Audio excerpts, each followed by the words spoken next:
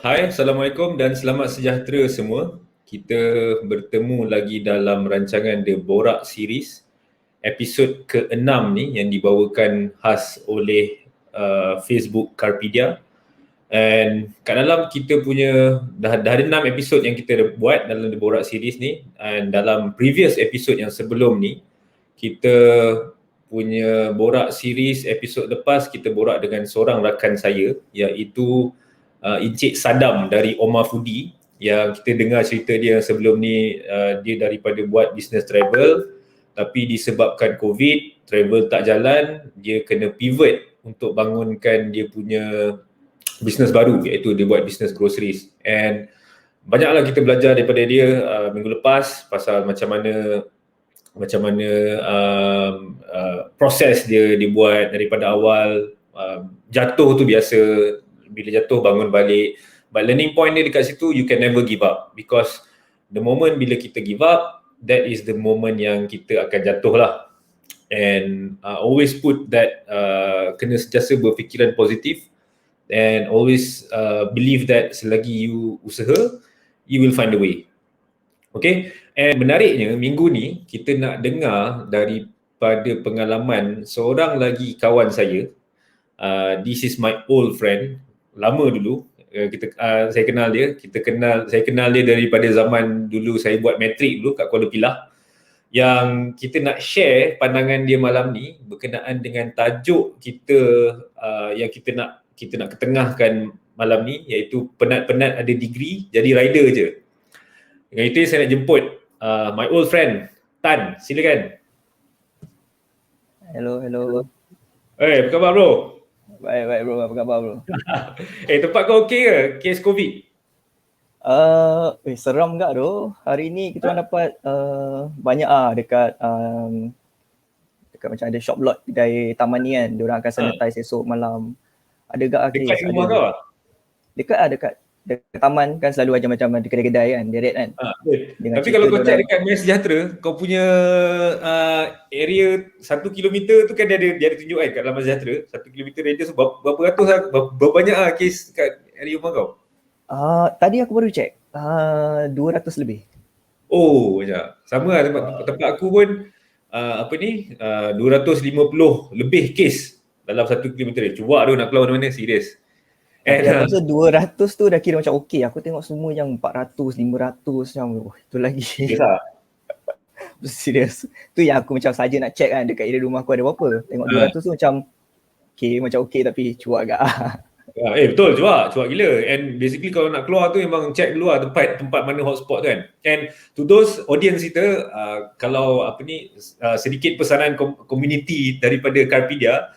So basically dekat dalam Maya Sejahtera ada function that you can check hotspot punya tempat. Dan itu kalau paling mudah, kalau mana you duduk tu you boleh tengok kawasan sekeliling ada berapa banyak cases. So that dekat situ you have at least you ada some conscious lah yang mana tempat-tempat yang tak payah pergi, yang elakkanlah untuk pergi sebab cases sekarang ni menggila. Hari ni a new high Tan, 20,000, 23,000. Yes, rasanya 22,900 macam tu lah, almost 23 lah. Asyik nak rekod je. Okay Tan, malam ni kita nak borak sikit santai-santai pasal tajuk kita malam ni. Itu macam aku cakap tadi, tajuk kita penat-penat ada degree jadi rider je. And kita basically nak relate kan dengan pengalaman kau sendiri. Orang sebagai orang yang ada degree yang degree reputable and recognizable degree. Tapi at the same time, you are also a rider kan. But before that, boleh tak kalau kau introkan diri kau dulu, umur, education, and what are you doing right now in your job? Okay, first of all, thank you very much Azim untuk, hari tu tiba-tiba you message dan rasa macam okay, bolehlah try share something kan. So thank you to you and Karpedia untuk jemput. So nama saya Tan Kok Hua, tapi selalu orang panggil Tan je lah. Then asal Kuala Lumpur, umur 35. Actually, I think I quite normal, macam sekolah rendah, menengah, and then jumpa kat matrik kan kita kan. And I continue buat degree dekat UM account. Dan lepas tu follow the flow. Universiti Malaya? Universiti Malaya. Universiti Malaya, okay. Yes. And then lepas tu habis grad, macam biasa, kerja, kerja pun adalah hop a few. I started with internal audit dekat Focus Point, dan lepas tu buat account dekat Prudential. Lepas tu ada buat CSR juga, dan sekarang ni buat dekat NGO, buat account juga tapi dekat satu NGO. Okay, so right after you graduated, your first job was sebagai apa? Internal audit. Internal audit dekat audit firm ah? No, dekat Focus Point yang kedai spec tu. I see. Okay, and then all the way from there, basically kau kalau kau buat accounting kan, degree. So basically kau masuk dekat masuk as your first job somewhere yang related with your qualification lah. Betul. Okay. Selalunya yang kita dengar diorang masuk firm lah kan, maksudnya diorang macam yang big four ke, yang medium ke. Tapi masa tu I tak follow that path. I terus masuk macam orang kata corporate lah. Dia bukan ikut yang firm semua tu. I see. Okay, kalau boleh enlighten sikit kenapa kalau dalam accounting punya ni people from that qualification usually they prefer to go to firm as compared to corporate? I think basically the idea is untuk get more experience lah. Sebab when you're in a firm, you get more exposure to banyak macam, sebab firm ni selalunya dia buat audit lah. Ada yang buat account, ada yang buat audit, ada yang buat taxation. Tapi diorang ni service provider. Jadinya mereka akan get exposed to a lot of company, client, industry. So kat situ diorang kumpul-kumpul experience dalam 3-4 tahun, 5 tahun. Depends masing-masing punya orang kata career path. Kalau diorang nak teruskan kat sana, diorang boleh. Ataupun diorang nak jump to corporate and then diorang boleh then teruskan career path diorang lah. So that for me is like a exposure lah untuk dapatkan. So lebih kurang macam typical career path of accounting punya background, selalunya they will go to firm and then after a certain period of time they will jump kepada corporate lah. That is basically macam the template lah. Okay, faham? And right now, are you still practicing accounting yang that you have buat all this while? On and off sebenarnya. So there was a time that aku buat finance, so aku macam kira practice, tapi aku sekarang ni pun ada buat related to account punya job. So in a way still not like a full-fledged punya practice, tapi still related. I see. Okay, masuk cerita pula. Dapat info kau ni ialah seorang pandai di dalam segmen gig economy. And I heard that you also selling products online and also you also participated dalam gig economy sebagai rider. And macam mana kau boleh start berjinak-jinak dengan gig economy ni, and are you doing it macam mana? How's the arrangement with your work and also doing as a gig economy worker? Yeah, so bila aku tahu kau nak ajak untuk share experience ni kan, so I fikir balik. So actually I first started gig ni end of 2019. Sebab masa tu kebetulan masa tu aku take like a career break lah, kononnya lah. Ada satu tu that time aku memang tak kerja. So tapi tak kerja pun kena cari something kan. So while nak cari a full time job tu, aku macam come across menggila ke cari part time kan. So then I come across je buat delivery parcel masa tu. First gig economy lah. So buat parcel, deliver. Masa tu buat dengan apa lah? JNT. JNT, alright. Yeah. So dia macam outsource ke bukan directly dengan JNT. So JNT ni pun dia outsource dekat someone. Then aku kerja dengan that outsource punya company macam tu. Arrangement dia lah. So part timer lah konser dia. Yep. So masa tu intention dia nak cari income, nak cari something to supplement sebab masa tu tak kerja. And untuk pastime, untuk cari experience, untuk merasakan apa yang diorang sebenarnya, diorang deliver parcel ni sebenarnya macam tu lah. So macam dia a bit of macam curiosity, macam nak have fun, tapi more important ni nak some income lah. Rasa yang tu memang the gist of it lah. Okay, and how did you bump into JNT? And then and why basically mana datang the source that you know that becoming a delivery guy ni, delivery worker ni could earn you a good income? Aku cari kat Facebook je bro. Dekat serius yang part time, yang group yang cari kerja part time tu. Scroll mana yang marketing apa semua tu aku macam abaikan lah. So aku tengok macam deliver parcel, dia ada tulis, aku tak ingat sangat lah, macam standard lah, dia orang punya ayat tu macam menjanjikan a day berapa pulangan apa semua kan. So aku macam on good faith je, tawakal je, contact that guy, jumpa pun dekat somewhere tak ingat mana.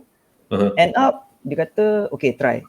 So nasib baik aku tak kena tipu ke apa kan. So serius, aku macam tak kenal Muhammad tu, jumpa kat Facebook, message, jumpa, lepas tu okay jalan on. Time tu aku ingat lagi sebab December 12.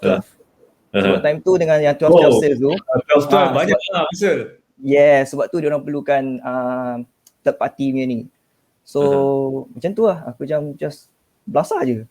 So basically what was the requirement untuk menjadi seorang parcel delivery guy ni? Parcel delivery, bekerja bawa parcel ni?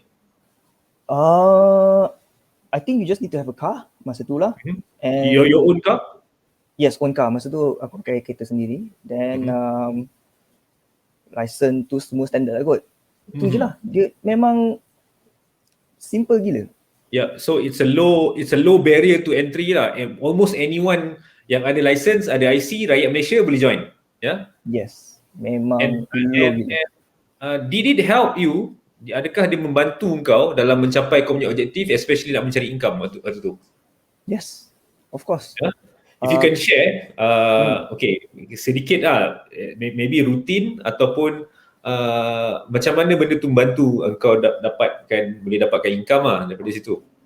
Dia very straightforward je. Masa tu satu parcel tak silap dalam 3 ke 4 ringgit. Around there lah, aku tak ingat lah. So Okay, around that range lah. Yep. So satu hari tu aku ingat lagi dalam 20, 25. Parcel kau hantar? So you just multiply lah. So dalam 60, 70. Itu je lah. So kalau banyak aku boleh buat, lagi banyak lah. So basically kau boleh pilih untuk ambil banyak parcel pun. It's up to you lah. Yes. So sebab kita orang ni part time, so kita orang akan bagi yang full time ambil dulu. Diorang dah full time, dah pilih semua. Diorang dah asingkan lah. Contoh macam aku pilih Ceras punya depot tu. So diorang pun dah asingkan lah. Ni Pandai Indah, ni dekat mana, ni kat mana, ni jalan. So dia dah asingkan lah. Semua area yang sama je. Dia tak ada macam campak jauh-jauh, tak ada. Kau akan hantar dekat area yang sama almost every day? Up to you juga. Kalau macam hari ni kau tengok parcel ni tak cantik, kau nak ambil yang area lain, go ahead. Diorang memang very very flexible juga. Selalunya kalau ni kan, katakanlah buat berapa maksimum kau boleh pergi sebenarnya? Kalau orang betul-betul nak buat, berapa maksimum satu hari parcel dia boleh hantar? Aku pernah tengok diorang buat 40, 50. But then we are talking about 2 years ago. Sekarang ni sebab lagi banyak bro. Sekarang ni lagi banyak. Sekarang ni aku tengok yang diorang sumbat kereta tu macam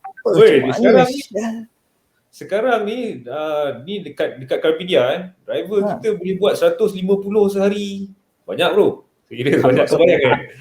I'm not surprised. Yes. Tapi aku macam terbayang juga macam mana dia manage. But then again sebab volume tu dah banyak sekarang. Betul. So, contoh kalau dulu satu jalan tu mungkin kau hantar satu je.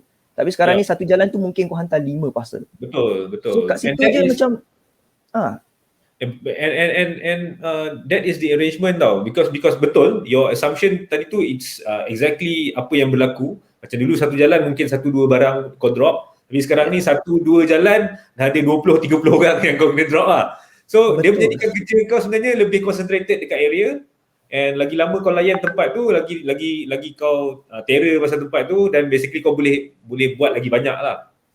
And banyak tak benda, apa basically benda yang banyak yang kau rasa, okay, this is the perception of people dekat luar sana yang for example people like you Tan, orang yang ada accounting degree kan, and have been working with corporate kan, and kau buat delivery, and people tend to look it as a downgrade tau.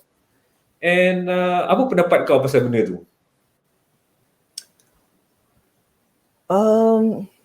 Yes, aku faham kenapa bila kau sebut downgrade tu macam dulu kau kerja ni kira okey lah kan, macam full time, kerja account, nama pun okey. Tapi penting ke benda tu sebenarnya? I mean when it really comes to, sorry to say kalau dah memang terdesak ataupun dah kau perlukan income, betul, as long as benda tu tak salah dari segi undang-undang, betul, aku tak menganiaya orang, aku tak tipu orang.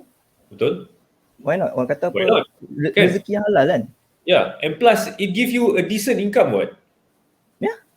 Bukan. It was a decent income. Sebab what aku suka untuk relatekan dengan zaman kita luar, kita ni even though kita muda lagi Tan, tapi kalau kau ingat zaman kita habis SPM, zaman kita habis degree dulu aku tak tahu kau macam mana, but in my personal experience, aku punya waktu menunggu untuk dapat kerja lama jugalah, 7 bulan. Wow. Aku tak tahu kau bulan. Masa grad tu okey lah, tak lama sangat dalam sebulan tu. Tak ada, sebab nasib aku tak memilih. Aku ambil je, kerja dapat aku ambil je. Aku 7 bulan bro. 7 bulan Uh, tu basically aku dia ada adrenaline lah. Dia ada rasa cuak-cuak kan. Aku ni future aku macam mana kan. Tak dapat kerja ni 7 bulan ni.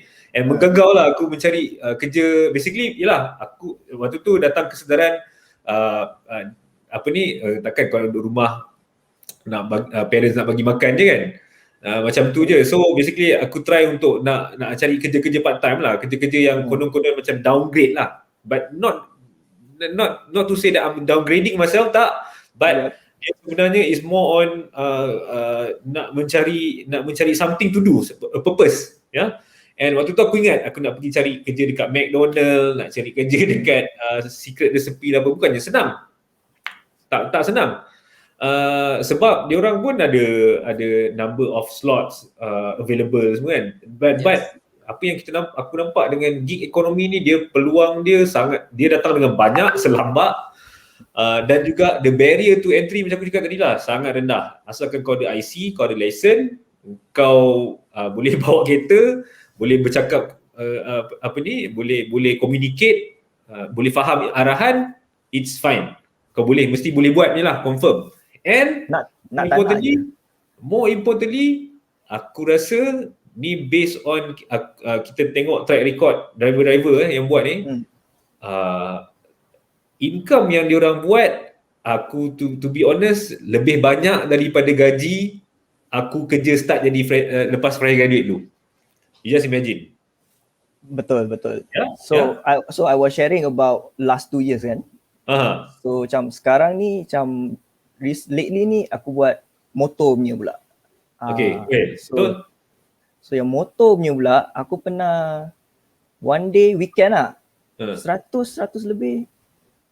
Itu ini kalau 100 lebih tu itu apa ni basically apa ni kau tak push belum habis push lagi lah.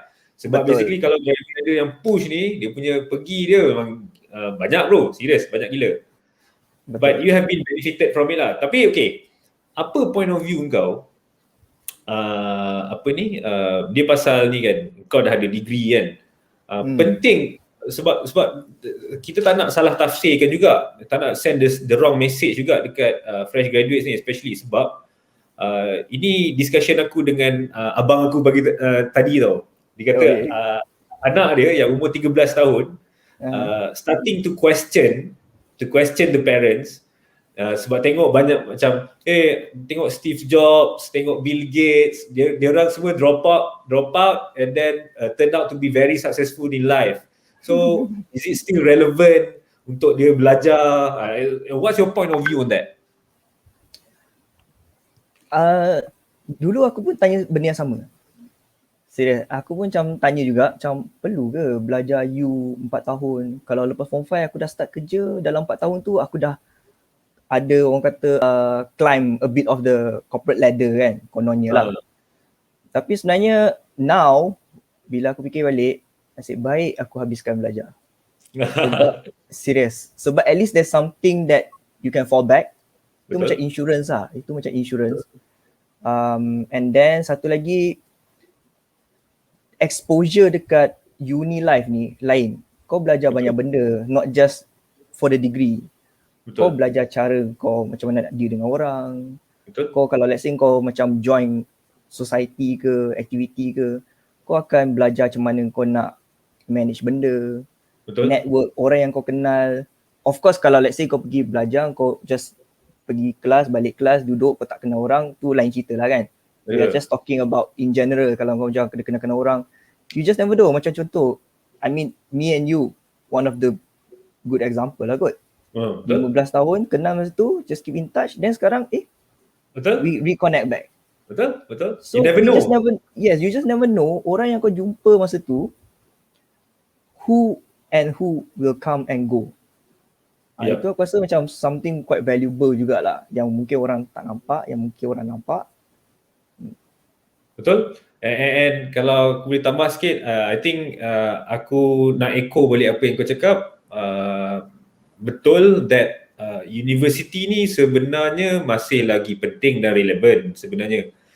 tertiary education ni, because kalau tak ada university and tertiary education ni, apakah platform yang ada untuk generasi muda ni untuk belajar benda-benda ni? Macam kau cakap tadi lah, it is not only about apa syllabus ataupun modul yang belajar dekat universiti tu sahaja. Dia sebenarnya the whole aspect of it, the lifestyle of it. Macam kau duduk dekat situ, belajar hidup berdikari, and then belajar hidup interaksi dengan orang, belajar buat assignment in the team, belajar buat teamwork. So I think benda-benda tu yang sebenarnya yang penting, dan benda tu yang akan polish you and determine whether you are a good employee or not dalam dunia pekerjaan lah. Yeah. Sebenarnya ada banyak informal education lah. Betul. Yang mold kau punya personality. Betul. Kalau macam kita dulu lah kan, I think kita main bola kan. Kita main bola in a team, and I think kita dapat peluang untuk menjadi teammate, untuk main bola for a team tu during waktu belajar lah. And sebenarnya benda-benda tu juga yang patutnya generasi sekarang ni tekankan, bukan hanya just belajar, but be active and involved dengan whatever activities yang ada lah. Because for example macam main bola kan, it polish kau punya teamwork, kau punya macam mana kau nak achieve objective together as a team. Benda-benda tu penting kot, because regardless apa kau nak buat in the future dalam career kau memang perlukan benda-benda tu lah, and disiplin also. Okay. Apa kau punya basically dalam kau buat gig economy ni kan, aku nak tanya, adakah sama environment ataupun tidak dengan corporate punya environment, dan adakah dia memerlukan specific skill set ataupun specific mindset yang dia perlukan untuk kau buat kerja-kerja gig economy ni berbanding dengan kerja corporate? Aku rasa one of the biggest difference is gig economy ni actually dia quite solo in a way. So contoh, kalau kita ambil contoh e-hailing ke, macam aku buat food rider kan, macam hantar barang semua tu kan, banyak masanya aku with myself. So banyak me time sebenarnya. Untuk mereka yang macam takut nak interact sangat dengan orang, I think seriously, dekat corporate kau tak boleh lari daripada kau nak jumpa orang, kau nak meeting lah apa. Kalau dulu lah kan, sekarang pun still meeting juga, cuma online Zoom kan. Tapi kalau gig economy ni actually dia seronok lah. Kau macam buat hal kau sendiri. Of course kau kena interact dengan customer jugalah. Yang tu jangan lupa lah. Customer orang kata apa, satisfaction tu kena jaga. Itu basic. Kalau macam tidak rating kau jatuh. Yes, kalau tak. Bagi aku benda tu simple je lah. Sebab banyak kan kita orang tengok dengar cerita macam customer complain, rider hantar lambat, rider kena marah. Padahal satu, yes, bukan salah rider, tapi as a rider, apa yang kita boleh buat ialah take that extra initiative untuk inform customer. Betul. Kan? Banyak masa yang rider pun kadang-kadang dia, benda ni is two sides of the story kan. As a customer, dia fikir rider ni lambat lah. Tapi mungkin restoran ataupun store tu yang lambat. As a rider ni pula, dia pun fikir macam, tak apalah, kerja aku hantar je. Lantak lah kan, yang lambat bukan salah aku. So kadang-kadang, so I think the mindset tu is, we have to think, putting others in our shoe lah. Okay. I think that is one of the tips ataupun macam mana yang I rasa macam berguna. So, untuk to help out the situation. And then kalau betul lambat pun, we are just trying to protect ourselves juga. Kita orang pun tak kena marah. So, tak boleh lah kata macam, oh rider ni biarlah kerja aku rider je. Tapi actually kadang-kadang kita pun kena fikir tak, macam mana kita nak help, you know. Is in a way is a kindness untuk dekat orang lain. Sebab kita make sure that dia tak tertanya-tanya, kenapa lambat dan sebagainya. So Faham? And those experience, is it relatable to corporate world? Of course. Dia sebenarnya tak kisah kau pergi corporate ke, gig ke. Uh-huh. I think we are talking about as a person, value apa yang kau nak bawa, yang kau nak carry. So even macam contoh yang sama, even though kat corporate pun, kalau let's say we are quite, kalau aku boleh pakai selfish lah, kita orang fikir just untuk aku je, aku tak fikir untuk team aku ke, untuk orang lain ke. Then benda tu dia akan tak fun lah. Kau akan tend to bump into disagreement, kau akan gaduh, macam-macam lagi yang boleh jadi. Sendiri lah boleh. I'm sure everyone can try relate juga kan, sikit-sikit macam mana kan. Okay, so basically in a way it is also preparing you the essential skill set lah, ataupun basic skill set yang diperlukan, especially dalam nak interact, especially in dealing with the corporate world nantilah. Dia menyediakan diri kau sebagai seorang, especially kalau we talking about fresh graduates, kalau we talking about fresh graduates yang baru join program jadi delivery rider ni, basically dia boleh menyediakan juga a platform for you untuk mold ataupun untuk shape your soft skills untuk prep you for to the job market later lah. Okay, faham? Tan, okay, cerita pasal ni pula, cerita pasal income how did you manage your income dengan buat jadi sebagai delivery guy ni, and adakah is that ada any tips yang kau pakai, especially I think buat delivery guy ni, jadi delivery ni kena ada mindset sedikit, kena faham untung rugi lah, because kau ada cost keluar minyak and whatnot. How do you manage your income daripada delivery ni? Basically, actually sebenarnya one thing yang pasal gig economy ni, I think you tak akan rugi. Yes, dia ada cost, dia ada hidden cost, contoh macam duit minyak dan sebagainya kan. Sebab kita ambil contoh, kalau kita break it down to one job, satu job tu RM10 contoh, and then duit minyak berapa je kalau motor kan. So betul, confirm benda tu you dah akan untung dah. Cumanya I think kita kena berhati-hati jugalah. Kita kena have to always keep in mind that kita tak boleh spend all the money. So I think for me, gig economy ni for me is more on like a saving. Okay. Tapi for me is more like a saving. So I try not to touch lah, tak nak lah macam gunakan duit tu. Tapi kalau macam orang yang buat as a full time, dia kena always remember that dia sebenarnya jangan nampak ada cash dekat tangan ni, dia nak belanja je. Dia always have, bagi aku dia kena prioritize saving dulu, then baru macam mana nak spend. Kena ada disiplin lah in managing your income and also managing your expenses lah. Yep. Okay. And why, next question why do you think that macam tadi kau ada bagi tahu kan, kat awal-awal tadi kau ada bagi tahu actually akhirnya kau you were relieved lah yang kau ada scroll of degree kan. And basically untuk kepada orang-orang fresh graduate dekat luar sana, yang macam aku cakap tadi, especially dalam situation sekarang ni lah Tan, seriously ini aku bagi tahu dekat universiti sekarang ni, ramai student yang tengah dekat universiti sekarang yang opt untuk pilih untuk macam aku tak pasti apa dia punya term dia, macam sabbatical leave okay, faham. Dia macam take a break daripada belajar, because the experience is not there.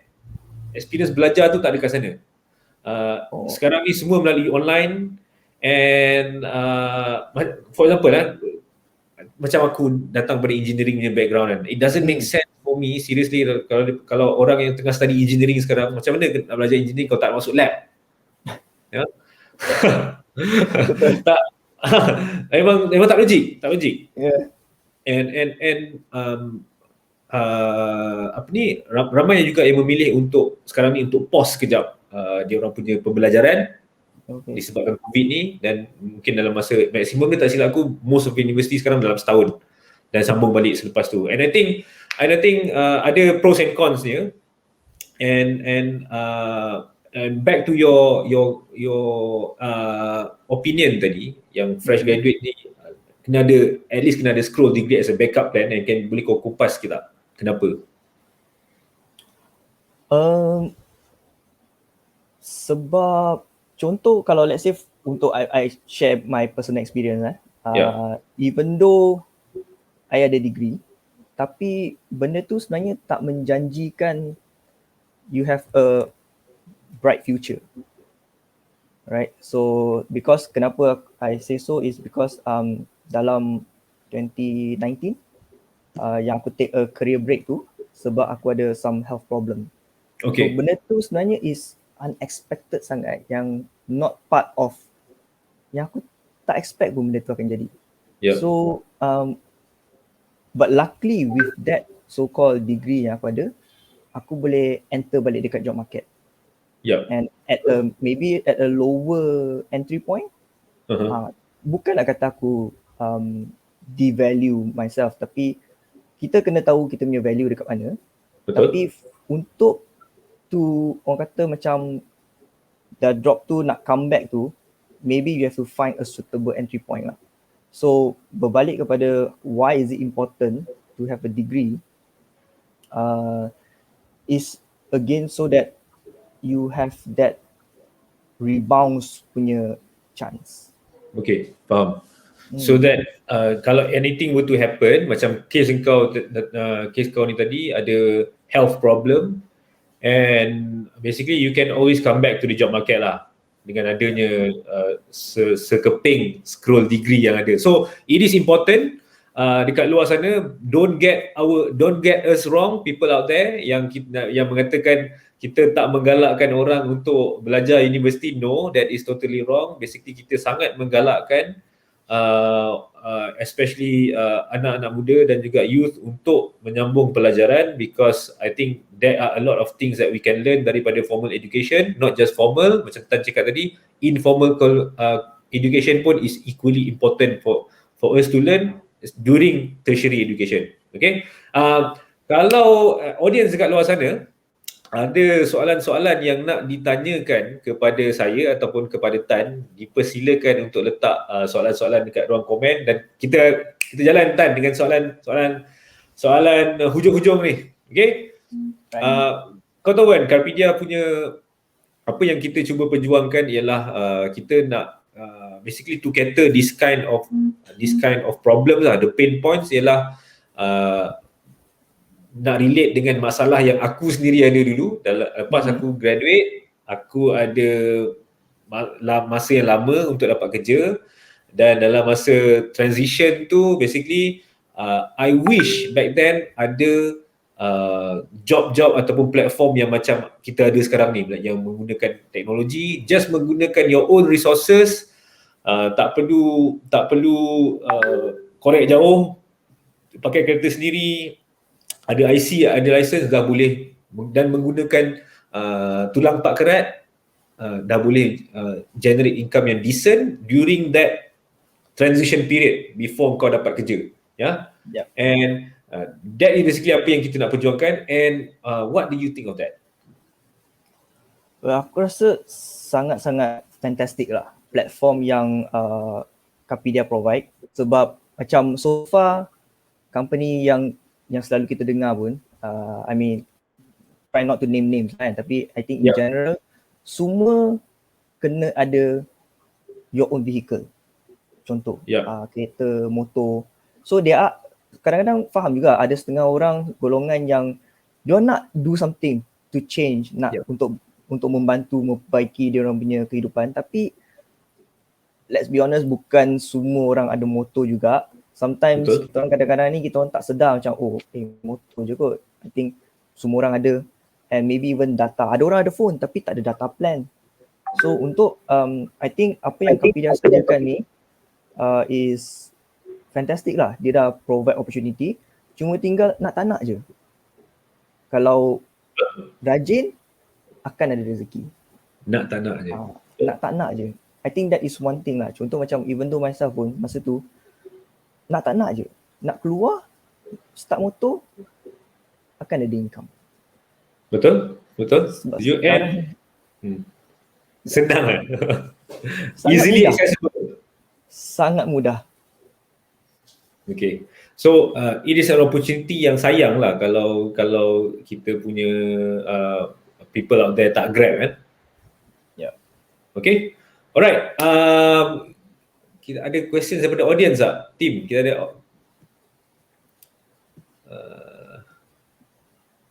tak ada soalan Okay, belum ada soalan ni.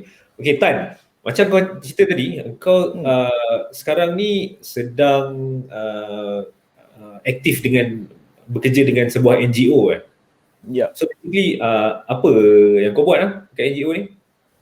Okay, NGO ni buat NGO ni sebenarnya dia a bit unique sebab kadang-kadang NGO ni dia ada yang kita tahu dia ada funder, ada yang dia rely on public donation. So untuk this particular NGO, most of the contributor are the FIs in Malaysia ni lah. So and apa program bila yang kita orang buat pun kita orang pergi dekat sekolah-sekolah, kita emphasize on English proficiency untuk student. So tapi my role in that organisation is more on account and operation lah. So bahagian program tu ada orang lain yang take care. Okay, so basically untuk orang-orang untuk basically primary and secondary students lah? Yep, primary kita ada program untuk primary dan ada program untuk yang secondary. Sampai umur 17 tahun. So what kind of help yang NGO berikan kepada diorang? Sorry. Untuk yang primary more on kita orang emphasize on diorang punya English punya proficiency untuk let's say help sebab banyak sekolah ni yang kita orang get in touch ni banyak yang B40 punya student lah, enrollment yang banyak B40 punya student. So pun ada kerja dengan MOE, so kita orang identify school. Untuk yang sekolah rendah kita emphasize on the English, and then untuk yang sekolah menengah is also to give them some orang kata macam guidance lah, macam exposure, what else can you do more on career side untuk kadang-kadang kita orang akan buat career fair, orang akan get people from the industry juga untuk share their experience. So macam tu lah untuk bagi budak-budak ni macam idea lah, bukan just macam aku nak habis belajar ni aku kerja supermarket. That is really good because aku nak tanya kau waktu kau habis SPM dulu kau ada ke pendedahan pasal career ni? Sebab aku pernah buat live pasal benda ni aku cakap aku rasa waktu aku habis belajar dulu aku tahu 4 pekerjaan ni. Jadi doktor, jadi lawyer, jadi engineer, jadi itu je. Yang standard lah, yang very typical lah kan. I think kalau and I wish dengan ada exposure now aku dah ada 10 tahun experience dalam corporate and basically nampak macam mana the corporate world, macam mana job market. Sebenarnya banyak lagi benda-benda lain yang sebenarnya boleh yang boleh basically skill set yang ataupun job position yang sebenarnya kalau kau tanya aku yang lebih kena dengan jiwa aku, and I wish that back then aku ada this kind of exposure untuk faham cabang-cabang career yang ada. And kalau tanya kau waktu kau agak spesifik sebagai seorang accountant, grad accountant, kau clear ke waktu kau lepas kau grad lu mana kau nak pergi? Honestly tak bro. In terms of your career path? No, aku banyak follow the flow. Seriously, aku banyak follow the flow. That's why aku cakap, masa yang mula cakap mana job yang datang aku ambil je. So far aku punya record, mana job yang first offer aku, itu yang aku ambil. Itu yang kau ambil. So aku pun macam layan je. Layan. Because I know that is what I have and that is what I can do. So aku teruskan je lah dengan that path kan. Tapi dah macam yang aku cakap, untuk sekarang ni generasi sekarang dah totally different. Even social media pun there is so many opportunity. Bukanlah kita nak galakkan budak-budak untuk pergi buat TikTok je ke apa, bukan. But that is something. But that is how the generation have changed. Betul. aku rasa mungkin lepas ni anak kau akan tulis cita-cita saya nak jadi seorang YouTuber. Mana tahu Betul. kan. Betul. Okay, alright. Kita ada soalan lah.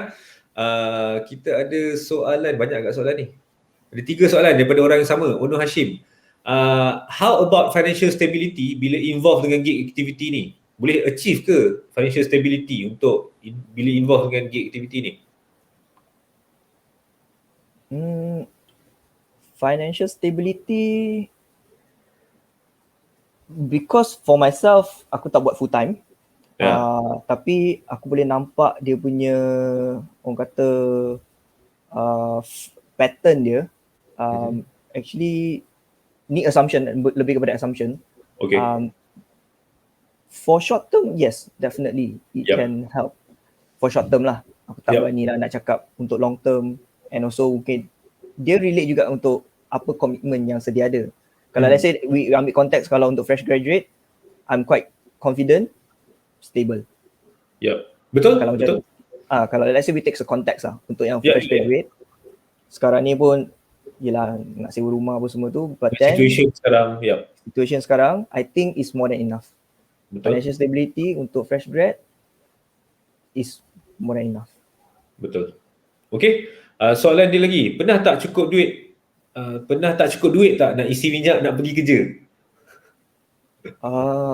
Tak ada sampai saat tu, tapi pernah on the way nak hantar tu habis minyak. Betul kau buat? Nasib baik betul-betul dalam 500 meter ke aku menampak bro. Menampak Ya, at least janji habiskan job tu, deliver dulu, lepas tu baru pergi cari stesen tu minyak. motor kita? Motor nasib baik motor. Yang tu aku pernah jadi memang stres gila masa tu. Okay, alright, ada soalan lagi. Last, can you share how you manage your cash flow? Did you set any minimum earning for every day? Kau ada target ke every day? Ada juga, sebab kalau let's say tak ada, dia tak ada motivation. So macam kalau let's say on the weekend, macam contoh keluar pukul 10 tu, habis pukul 6 dan 7 tu, kalau boleh I try to put 100 lah. Itu I punya macam bila tengok dekat apps tu pun nampak macam sedap sikit lah. Nampak macam 100, so, macam puas hati. So kalau I think that minimum earning tu is up to yourself. Kadang-kadang ada orang dia nak push lebih, dia set higher. Ada yang dia just nak, dia dah set target dia, set gig ekonomi ni, nak bayar bill sekian, dia pun boleh set minimum dia, and then they can spend more time with the family. So I think for everyone, minimum earning tu depends on your goal lah, apa yang you nak capai lah dengan gig ekonomi ni. Lain orang, lain dia punya goal, lain dia punya financial commitment, lain dia punya target. Betul. Okay, alright. I think itu sahaja untuk malam ni Tan. Aku dah beritahu kan, itu tak sedar mesti dah tak tahu dah 50 minit dah. Okay, Tan, thank you so much for your time untuk join kita punya Borak Series episode 6 ni. And I wish you all the best. Kau ada anything last words to say kepada especially the audience? Thank you once again untuk Kapidah bagi peluang ni untuk share experience sikit sebanyak, and harap-harap moga sharing ni bermanfaat lah. And untuk yang di luar sana yang masih tertanya-tanya, I think one thing yang, because sebelum ni pun I jenis yang takut-takut, macam terlalu berhati-hati. What I can share is try je dulu, take the first step, and then things will flow its way lah. Sebab ini pun sebenarnya satu benda yang through my experience buat gig ekonomi ni, kalau ada masa sikit lah, just share kan. Boleh, silakan. How the universe work sangat-sangat amazing tau. Kadang-kadang ada sekali tu I ingat masa diorang ada buat macam promo ke insentif lah. So dalam berapa jam ni you nak settlekan berapa job, you dapat berapa insentif kan. So malam sebelum tu aku dah susun cantik-cantik kan. Tapi sekali bila time nak buat job tu ada hiccup. So aku terpaksa cancel job-job yang belakang tu, and then aku dah down gila dah. Aku dah macam tak dapat nak dapat insentif lah ni kan. Tapi Yeah. tiba-tiba job masuk one after another. And then ada satu hari tu job tu end dekat rumah taman aku. Oh lama. Kau boleh bayangkan tak macam sebenarnya kita merancang tapi yang sebaik-baik perancangnya kita tahu lah siapa lah kan. Yeah. So so I think kita just do our best on our part. Betul. You know, usaha, and then yang Betul. selainnya akan datang. Okay. Well, that's a very powerful reminder, even to me. Thank you so much Tan for your time. Thank you. And I hope jangan segan-segan kalau kita nak ajak kau untuk ada session lain lepas ni. Dah comfortable kan? Boleh. Alright, okay. Thank you so much Tan. I wish you all the best and stay safe bro. Same to you bro. Take care bro. Alright, And terima Kapinya kasih semua. Assalamualaikum. Itu sahaja untuk malam ni. Bye. Assalamualaikum.